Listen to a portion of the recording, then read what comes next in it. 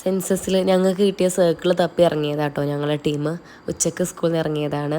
പിന്നെ വീട്ടിലൊന്ന് കുറച്ച് നേരമൊക്കെ മാപ്പ് നോക്കി അങ്ങോട്ടും ഇങ്ങോട്ടും അതും ഇതൊക്കെ പറഞ്ഞു. ഒരു ഐഡിയയും കിട്ടുന്നില്ല. ഫീൽഡിലേക്ക് ഇറങ്ങില്ല, അത് നിവൃത്തിയില്ല.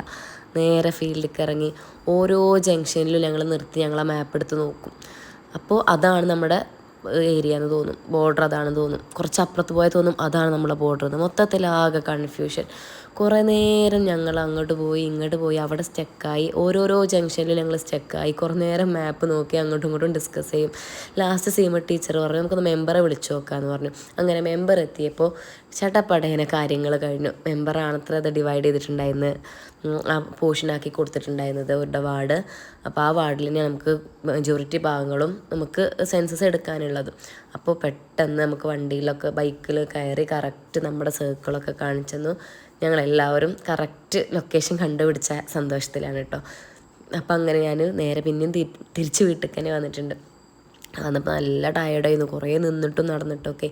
അപ്പോൾ ഉമ്മാനോട് ചായ ഉണ്ടാക്കി തരാൻ പറഞ്ഞപ്പോൾ ഷെമിൽ ഞാൻ ഉണ്ടാക്കി തരാൻ എനിക്ക് ചായ എന്ന് പറഞ്ഞ് എനിക്ക് നല്ല ചായയൊക്കെ ഉണ്ടാക്കി തന്ന്. മോനുവിനോടും കുറച്ച് നേരമൊക്കെ സംസാരിച്ച് അങ്ങനെ ഞാൻ കൊച്ചിയോട്ടൊക്കെ വന്നിട്ടുണ്ട്. നല്ല വൈകിട്ടുണ്ട് കേട്ടോ എത്താൻ വേണ്ടിയിട്ട്. പിന്നെ ഇവിടെ കുറച്ച് നെഗറ്റ്സ് ഉണ്ടായിരുന്നു ഫ്രീസ് ചെയ്തത്, അതെടുത്ത് പൊരിച്ച് ജെസ്സി താത്തയൊക്കെ ഉണ്ട് അപ്പുറത്ത്. അപ്പോൾ അതും കൊണ്ട് അപ്പുറത്ത് പോയി ജെസ്സിനോട് കുറേ നേരം സംസാരിച്ചു. ഇത് അപ്പുറത്തെ വീട്ടിലെ കുട്ടിയുടെ ഇച്ചുവിൻ്റെ ബർത്ത്ഡേ കേക്കാണ് കേട്ടോ. അതും കഴിച്ച് ഞാനിനി അടുക്കളയിൽ കയറട്ടെ, എൻ്റെ പണികൾ തുടങ്ങി